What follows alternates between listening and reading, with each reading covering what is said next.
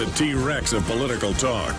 Alex Jones on the GCN Radio Network. Well, Governor Gary Johnson joins us for the next 52 minutes.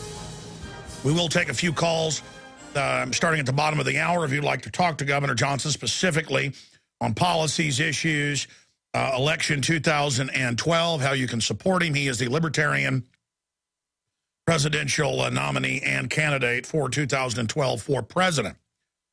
And Governor Johnson has been referred to as the most fiscally conservative governor in the country. He was the Republican governor of New Mexico from 95 to 2003. He is best known for his veto record, which includes over 750 vetoes. So he's kind of like a Ron Paul-style governor. But he's also for decriminalization of marijuana, a lot of other issues. He is a true libertarian in every sense of the word. And I hope Ron Paul endorses him, because Ron Paul endorsed Chuck Baldwin for the Constitution Party 4 years ago when it was clear Ron Paul couldn't win because of media demonization and cheating and things like that. Same thing happened this time, but he had even more support. Rand has created a firestorm by supporting Mitt Romney. And let me tell you, that is, again, the night and day compared to somebody like Governor Johnson. It's not just that he endorsed some Republican, ladies and gentlemen. It's Mitt Romney, who changes like a weather vane, who constantly flip-flops, who wrote what became Obamacare. I don't want to get into a rant. The point is that you'll never build a third party. You'll never break the stranglehold of the Crips and the Bloods, the Republicans and the Democrats, as Ventura calls them, if we don't start changing things. And he should be in the national debates. It shouldn't just be Mitt Romney and Obama, both paid for by Goldman Sachs, who have different rhetoric. One's against gay marriage, one's for it. Total football issue that they just bring up to distract people, regardless of which side of that you're on. And we're going to get Governor Johnson's take on all this, his policies and more. Joining us via video Skype if you're watching at prisonplanet.tv or listening on XM 166 or other systems. Sir, obviously I want to get into your campaign, but what do you make and what have your supporters made of Rand Paul coming out and endorsing Mitt Romney? And are you obviously hoping that Ron Paul will endorse you and swing his huge grassroots of tens of millions towards you? Well, Alex, I was asked for Ron Paul's endorsement by Ron Paul in 2008. I readily gave that endorsement. And when I dropped out of the Republican Party, Republican process here running for president, I asked all my supporters, hey, support Ron Paul. So I'm a Ron Paul fan. I think by his own admission, he's not going to get the nomination. So where does his support go? I'd love to have his support. I think that what he and I are saying are the same. Look, I think it's important that I am in the national debates against Romney and Obama. I'm going to be the only candidate that doesn't want to bomb Iran. I'm going to be the only candidate that wants to get out of Afghanistan now, bring home the troops. I'm the only candidate that's advocating, I'm promising to submit a balanced budget to Congress in the year 2013, believing that if we don't fix our budget, that if we don't spend within our means, we're going to find ourselves in the midst of a monetary collapse. And what that is that the money that we have doesn't buy a thing. And I don't see life in America as very pleasant when the money that we have doesn't buy a thing. And Ron Paul needs to endorse you sooner rather than later, because yeah, you know, Alex, I'm not expecting his endorsement. So we're not asking for it. I'm not expecting it. But that said, it's about his supporter. It's about everybody listening, I think, and everybody listening having a voice. And I'm presenting myself as that voice. But it's a no-brainer. If he didn't endorse John McCain, that he can't endorse Mitt Romney. He's got to. He was a Libertarian presidential candidate in '88, as you know. Well, I know that, and I think there's Rand coming out and endorsing Romney. I mean, that's all about politics and somehow staying part of the Republican Party. I talked to Republican supporters of Ron Paul in Fort Worth just the other night, and they were imploring me to stay within the Republican Party and to work within the Republican Party, that they had worked really hard to make changes within the Republican Party and wanted those changes to stick. Look, I completely agree with that. I applaud all the Ron Paul supporters that have worked so hard to really try and change and continue to try and change the Republican Party. But come over to the Libertarian Party. There aren't any changes that are going to have to be made. Well, if anybody thinks Mitt Romney is going to turn against Goldman Sachs and the globalists and all the rest of it, they've got another thing coming. I mean, Mitt Romney is going to do what his special interests want him to do, and that's why I'm worried about Rand down the road, because Romney probably will get in. You know, you're there basically to inject real issues. I wish you would win, but people should get behind you. And everybody's turning against Obama right now. Barring some big crisis or war or staged event, I think Obama's toast. The writing's on the wall. The left is turning against him. The establishment's turning against him. It's starting to look like a rout here. The sharks smell blood.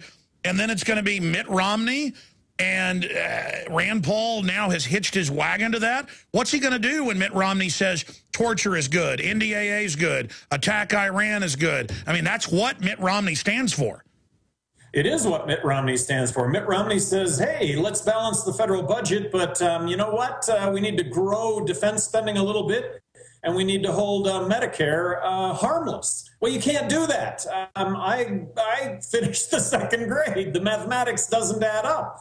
Look, we need to cut $1.4 trillion from the federal budget now. That is a 43% reduction in federal spending. I would be the only candidate if I'm in the debates. A libertarian candidate for president, me. I'm going to be on the ballot in all 50 states. I think that is very significant. No, I agree. I agree. Governor, people should get behind you. And then the argument, well, that'll just put Obama in. I don't think that squares with it. I mean, I think you're going to have a lot of Democrats who are mad at Obama as well voting for you. Well, really, I come at libertarian candidate. I being the libertarian nominee for president. Me, I'm going to come at Obama hard from the left, from a standpoint of civil liberties, and I'm going to come at Romney hard from the right, from the standpoint of dollars and cents and balancing the federal budget. In the few states where they've actually done an analysis of who I take more votes from, I actually take more votes from Obama, which doesn't surprise me, but the analysis is somewhat mixed, which holds to my belief that I end up taking equally from both parties, and I take from a group independents that wouldn't ordinarily vote. Well, I think maybe I'm going to give independents a reason to vote, or I'm going to give a lot of people a reason to vote, that their vote would actually be cast in an ideological way that says, look, we care about civil liberties, and look, we care about a balanced budget. Where do you stand? Because Rand Paul is doing some good work saying he's proposing a bill protecting Americans from drone surveillance without warrants. Well, what about the Pentagon? They're not supposed to be domestically involved. And now, the head of the Army came out in the CFR report 2 weeks ago and said, hey, we want to put armed troops in every city to aid the police. I mean, I might as well move to Guatemala or Nigeria or Saudi Arabia or get to teleport back to Nazi Germany or North Korea right now. I mean, just the racing of the CIA director saying, we're listening to you without warrants, ha, ha, ha. Why do you think they're going so crazy right now, both political parties, like a cancer metastasizing? I mean, what's your take on all that? Well, it's about electing leaders that aren't standing up to this. We need to have a leader stand up against this. I'm going to be the only candidate for president that wants to abolish the Department of Homeland Security. This stuff, as you point out, every single day, it's getting worse, not better. And if you think it's going to change electing Romney, you're crazy. And of course, this has gotten worse under Obama. It's going to continue to get worse under Obama. It is, absolutely. Again, GaryJohnson2012.com. Is that the best website for folks to visit? That is the best website to visit. Thank you. Oh, you bet. GaryJohnson2012.com, folks. And you win, win, win. A protest vote, injecting ideas, he could win. I mean, things have happened like this. But regardless, we've got to support somebody from outside the power structure. I'm sorry, I'm not endorsing Mitt Romney, folks, the author of Obamacare, Mr. Anti-Gun, any of it. It's not going to happen. He loves the drug war. He loves, all of it. We've got to support somebody else. Now, I know they fought to keep you out of debates. They fought to keep you. The system's scared of you because they know you're a real constitutional libertarian, slash old line conservative common sense. So they're very, very afraid of you. They've tried to really suppress you like they did Ron Paul 4 years ago. What do we do, because you're on in all 50 states, to make sure you're in the debate when the two parties have hijacked that? What do we do to make sure that they can't blacklist you? Well, it's getting online, GaryJohnson2012.com, to get the following information, and that is contact all the polling organizations so that I'm in the polls. That was really the issue with the debates and the Republican Party. I wasn't in the polls that determined who got in the debates. When I'm in the polls right now, I'm polling anywhere between 7 and 9% nationally. I think most, the biggest contributor to the fact that I'm 7 to 9% is the fact that I'm the third name. But as this goes forward, it's more than just a third name. It is someone who is stronger than Obama on civil liberties, and it's someone who's stronger than Mitt Romney when it comes to dollars and cents. Governor, stay there. Stay there. We got to go to break. Wow. But I mean, what a great point. They won't even let him get his name in the polls. Or like when Ron Paul would win a debate and win in the poll, they just wouldn't show him. Incredible. Look at the fraud. The system does not want us supporting Gary Johnson. We need to. Libertarian or president, not supporting Mitt Romney. Gary Johnson, former governor of New Mexico, very successful out there, sticking to his promises. And he is running as a Libertarian candidate. And in the past, Ron Paul would have endorsed the Libertarian candidate or the Constitution Party candidate. And I'm telling you, it will be a departure from what Ron Paul normally does, and the Ron Paul we love, if he doesn't endorse somebody. And Gary Johnson is who he needs to endorse. I know that some people that are working for Ron Paul, the Politico types, want to be big stars in the Republican Party, but this isn't about that. It isn't about, just going into the Republican Party and being taken over. And I know a lot of Ron Paul people think that's happening, and that's good. But we've had a great Republican Party platform here in Texas for a long time. They never follow it. So the ideas of, well, maybe Ron Paul should endorse Romney so he gets a speaking slot that almost no one watches now. I mean, these things are a joke. These things are a joke. And there's a real disenchantment. Congress has a 9% approval rating. Governor Johnson, it took people only 6 months to start waking up to Obama, that he'd conned them. Used to, it took people 3-4 years to wake up to a politician. Are voters starting to get more savvy? I mean, why do you think the American people are buying millions of guns a month? No, I think that that's exactly the case. And I would like to point out that so much is made about working together. Working together is just code in Washington to spend more money. I'd like to point out that when it comes to Obama and Romney, that I have more governmental executive experience than the two of them combined. And if your initial knee-jerk is, we don't need people with more government experience, my experience in government is saying no to government spending, is saying no to the attacks on our civil liberties. I may have vetoed more legislation than the other 49 governors in the country combined. That's my experience. I am promising to submit a balanced budget to Congress in the year 2013. I am promising to veto any legislation where expenses exceed revenue. Are they going to override my veto? Yeah, they sure are. They're going to have to. But I'm going to argue that spending will be lower in that scenario than any other scenario possible. Imagine a libertarian president challenging Obama to repeal, challenging Democrats in Congress to repeal the Patriot Act, to abolish the Department of Homeland Security, to let's not bomb Iran, to get out of Afghanistan. Imagine a libertarian president challenging Republicans in Congress to get some starch. Imagine a libertarian president vetoing a Republican spending bill that spends too much. Get some starch. Let's save the country. I agree with you, but I mean, you've gone over the numbers. We had Lou Rockwell on earlier talking about it. Even if they hyperinflate, we're going to go bankrupt, and government, it looks like, has decided like a cancer to just eat everything, to totally take over. Don't the defense contractors, don't the welfare people, don't the unions, don't they all know that the course we're going on will wreck everything? Don't they get it? Don't they understand? Or is it just the special interests just don't care? They're in there snatching for whatever they can get right now. Well, I think people do understand, and unless they have a clear choice, and I don't mean Obama and Romney, where Romney says, let's slash spending, but you just scratch the surface a little bit, and he wants to increase spending for defense.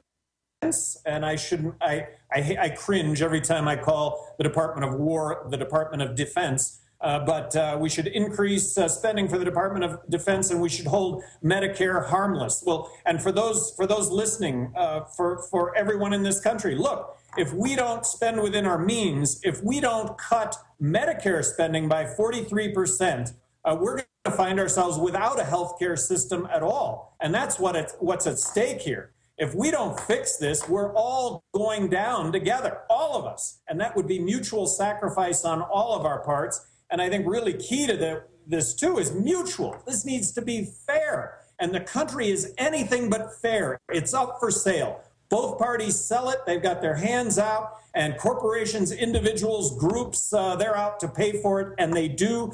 And they get their special, Governor, they get their special place in line in this country. We're going to break here and come back with more points you've got to make. And because I've been asking the questions, I want to hear what's most important on your plate, but also take some calls. But think about this question when we come back first.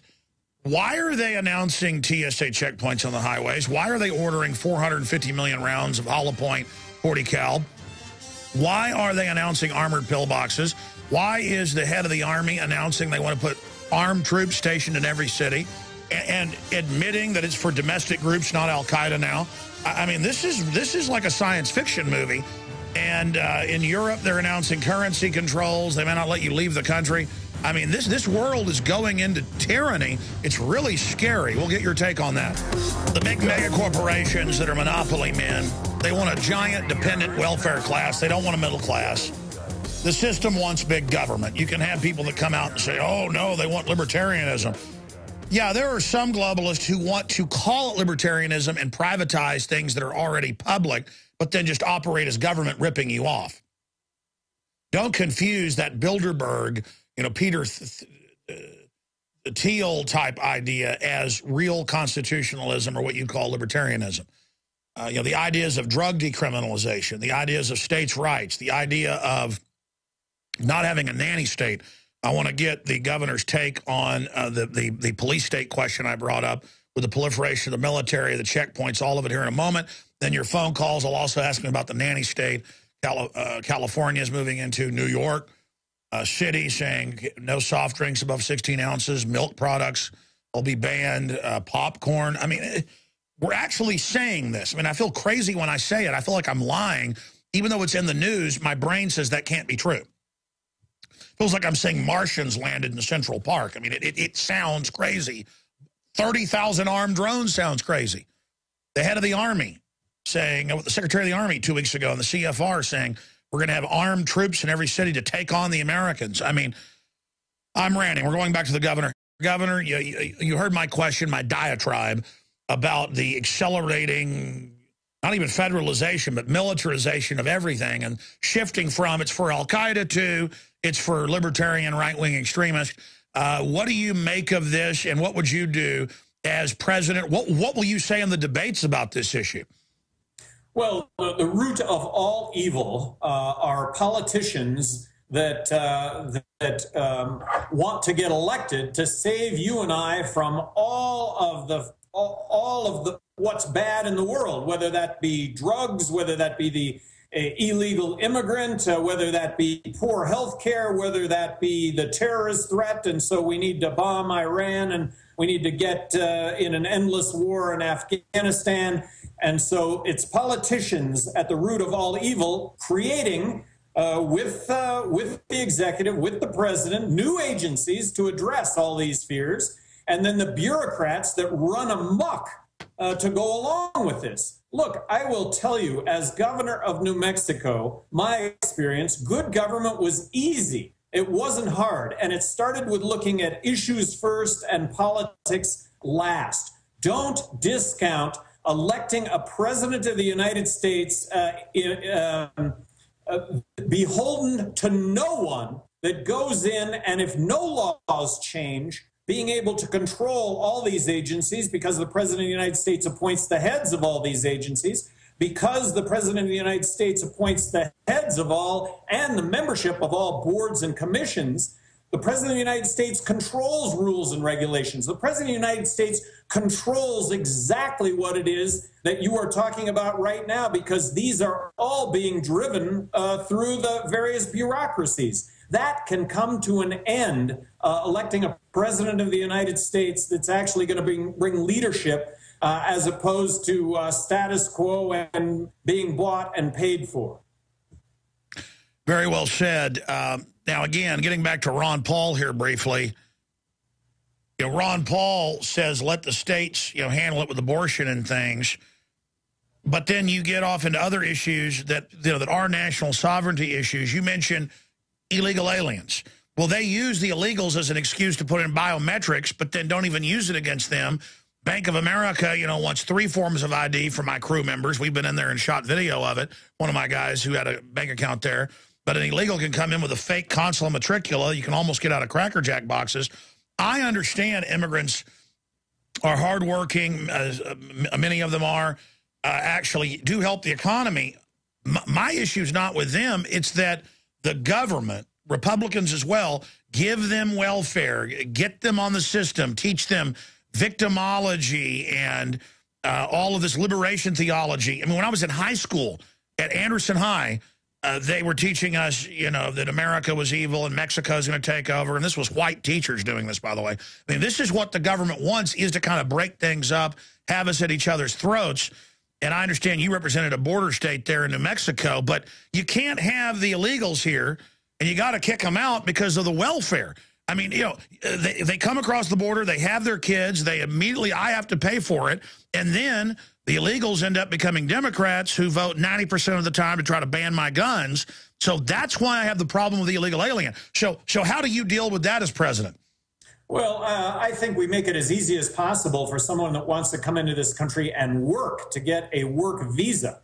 I'm not talking about citizenship. I'm not talking about a green card. I'm talking about a work visa that would entail a background check, because we don't want criminals working in this country. With regard to the 11 million illegal immigrants that are here in this country right now, I think we need to set up a grace period where we can get them a work visa. And you're absolutely right about welfare. We do not want this to be about welfare. It needs to be about work. The third promise I'm making when it comes to the economy, besides submitting a balanced budget and vetoing expenditures that exceed revenue, is I am advocating throwing out the entire federal tax system, throwing out the income tax, throwing out corporate tax, withholdings, abolishing the IRS and replacing it with one federal consumption tax, in this case, the fair tax. If we implement the fair tax, taxes will not be an issue, whether it's illegal immigrants, legal immigrants, U.S. citizens, visitors. No one is going to be able to I understand that would turbocharge the economy. Here's the problem that I was told by insiders 18 years ago and turned out to be very accurate, that they were going to always come out and have people push a fair tax or a flat tax, a sales tax, VAT, whatever the case is, and then bait and switch and call the income tax your Social Security at 10%, and then have basically 9999. The real plan that he was pushing was 4 nines, and so then they can always jack the 9s up later, and it's just a way to get total federal surveillance of now all the sales happening at the point of sale. I mean, what is your fair tax plan? Well, my fair tax plan is the fair tax. It's the consumption. So for those listening, watching, get online, fairtax.org. It does away with the 16th Amendment. No more income tax and no more withholdings from your payroll check. So, Alex, Social Security, Medicare, unemployment comes out of the proceeds of the fair tax. No, I understand, but I mean, you're pledging that this would not happen unless we did get rid of the income tax. That is part of the fair tax package, which 90 congressmen and women have signed on to this point. So the discussion or the template is there. I know, but notice Neil Bortz even pushed that, but then as soon as it got down to the point, it was 999, and they left out the other 9. It just makes my head hurt to think. Well, no, this 999 is something completely different. No, I know it is, but I'm saying that's what they're going to end up pushing is, we're not going to call it the income tax, but we're going to call it a Social Security tax. Well, it wouldn't be a Social Security tax because the proceeds of Social Security come out of the proceeds of the fair tax. Now, you're right to criticize the finer points of all this, but to go to a one federal consumption tax is really a vast improvement over what we currently have. And imagine abolishment of the IRS and the ramifications that will have on the economy, that all of us don't end up spending months out of the year dealing with our taxes. No, I hear you. Let's go to some phone calls. Former New Mexico Governor Gary Johnson's our guest. He's the Libertarian presidential candidate, 2012, GaryJohnson2012.com. Or you can do the big boy thing and support Mitt Romney or Obama. You can grow up, like one editorialist said, of people that wouldn't compromise. Folks, compromising has gotten us here.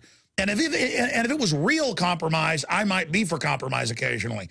But all we hear is compromise, like Gary was saying, work together. No, that means you give up ground to big government, regulations, nanny state. That was my last question. I promise we're going to calls, Governor. What is your take on the orgy of nanny state? Dogs have got to be in seatbelts or have or licenses for a paddleboard in Minnesota. Jesse Ventura's in Forbes talking about that. Talked about it 2 days ago here, Governor Ventura. We've got can't have popcorn, want to ban milk products in New York, banning soft drinks. I mean, hopefully I'm speaking the obvious here. Bloomberg comes out, talks about sodas and the fact that they're unhealthy, drinking a soda over 16 ounces. Well, he's absolutely right. But he's going to make this government policy. Okay, so let's just look at this for a second. He makes this government policy. He makes it a law. You can't sell sodas over 16 ounces. You just buy two 12-ounces. You just buy two 12-ounces. But the point is, let's say he implements this. It's very, you know what, it brings about awareness. People actually do get healthier. They're able to measure this somehow.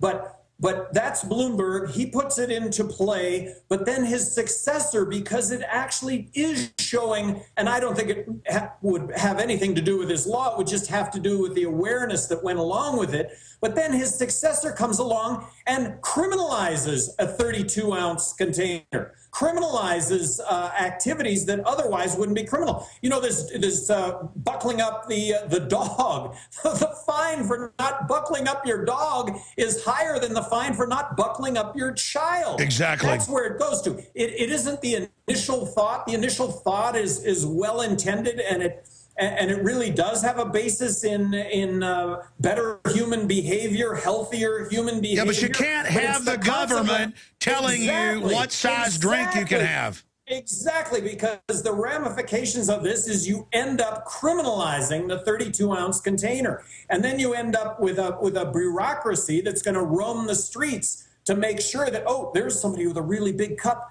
Is there water in the cup or is there Coke in the cup? Absolutely, Governor. Yeah. No, it's going to give the police total excuses to get involved in our lives. It's a nightmare.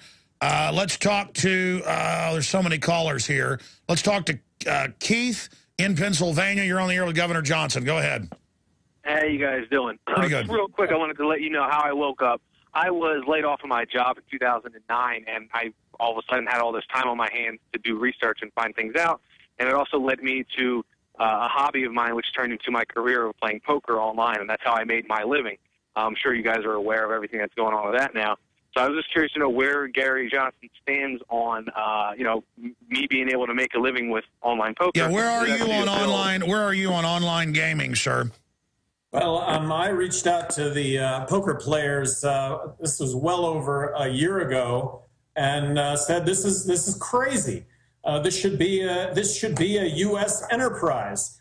and that the government bans it, and then so all poker players have to play poker online with offshore enterprises dictating it. Well, then the Justice Department cracks down on that. So what we've done is we've taken away 10 million Americans a passion for playing poker online, and we've taken that away. We're going to allow them to go into a casino, though, where they have to lose hundreds of dollars. Well, that's what it's about. It's about going and doing rigged slot machines instead of having fun playing poker. And it's the same Justice Department caught shipping guns into Mexico to blame the Second Amendment. Thank you, caller. Governor, what's your... and then here's another thing. Oh, all right, I'm a mountain biker. That's my passion. So I am riding my mountain bike on public trails that are now being subject to being closed to my mountain bike, but horses are allowed on those same trails. Horse excrement okay, but mountain bike tires not okay. That's the government, and this is online poker. Look, online poker. I should be able to play poker in this country, and I should be able to play poker in this country on a site that's owned by Americans, generating tens of thousands of jobs nationwide to accommodate the demand that goes along with online poker. But no, I can't do that, but I can go into a casino, and don't you know that the basis of all that legislation was the special interests, casino interests? Of course, it's the real mafia not wanting you to be able to play poker with somebody. Amazing. Let's talk to Steve in Michigan on water fluoridation. Go ahead, Steve. Steve in Michigan, you're on the air with Gary Johnson. You have a water fluoridation question? I really wanted to hear that question. I can hear the guy breathing. We'll put him on hold. Kevin, you're on the air with Governor Gary Johnson. Go ahead. Thank you, Alex. I'm a former proud liberal Democrat who in 2008 became a Ron Paul supporter. Big government was being used. I felt the money was never getting to where it was promised, and then I really responded to Ron Paul's answer to corruption. I've supported him in 12. I do not feel any anguish about the Rand Paul endorsement. He can do what he wants. I feel grateful that we have a Libertarian candidate that's on the ballot in all 50 states. I'm hopeful that the other Libertarians and Constitutionalists join and can switch over en masse and support Johnson's campaign. It would be just as if Ron Paul did switch over and do the third party. Yeah, we need to turbocharge that and really work to make sure he gets coverage. Thank you so much. Governor Johnson, comments on what he just said. Oh, just right on. All I'm getting on today, all I'm asking is give me a look. Gary Johnson 2012, give me a look. See if anything that I have done suggests that I am anything about big government, if I am anything about taking away civil liberties. Arguably, I've done a better job of someone who's been in office of taking these interests on than anybody else, and that's what I'm putting myself out there as. Well, you certainly did what you said you would do as governor, even though I disagree with you on a few issues. The fact that you do what you say you're going to do, I mean, that is such a rare political resource that I'm going to support you. I'm not going to support Mitt Romney. Okay, Steve in Michigan, you were away from the phone, but I want to hear your fluoridation question. Go ahead for Gary Johnson. You're on the air with the governor. Hey, Gary. First of all, I want to say I know you mean well, and you have an acute understanding of fiscal policy and the financial debacle we face as a nation. However, when you visited Michigan State University last year, you were hosted by the Young Americans for Liberties student organization, and I asked you a couple questions. One had to deal with fluoridation of municipal water supplies, to which you responded without hesitation, shrugging your shoulders, saying, well, my dentist says it's good, so it can't be that bad. And then also I asked you about Janet Napolitano's See Something, Say Something campaign, to which you kind of likened it to a neighborhood watch, and you said maybe it's not a bad thing. So I know you're not a bad guy, but I want to hear your rebuttal, maybe flesh it out what you meant. Okay, thank you, caller. The issue of See Something, Say Something, let's take that first. Their point is, though, they want to get us all tattletaling on each other, and it creates this fear that terrorists are hiding under the table. Well, look, if See Something, Say Something is reporting to the authorities that your parents are smoking pot and then your parents end up in jail, which is, we've seen instances of this all the time.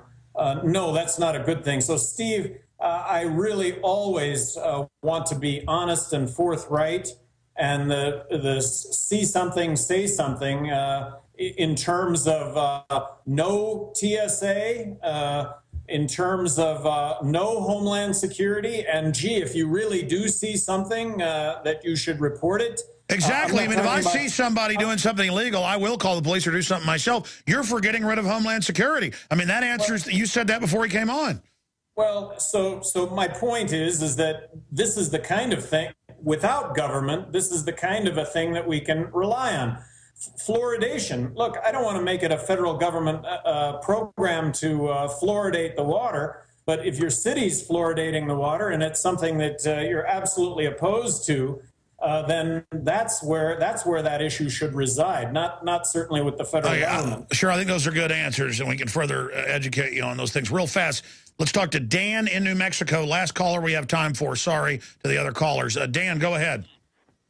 Hello, Governor Johnson. Calling from Albuquerque here, and we definitely support you. Definitely, no doubt about it, here in Ventana Ranch. I got my sign up.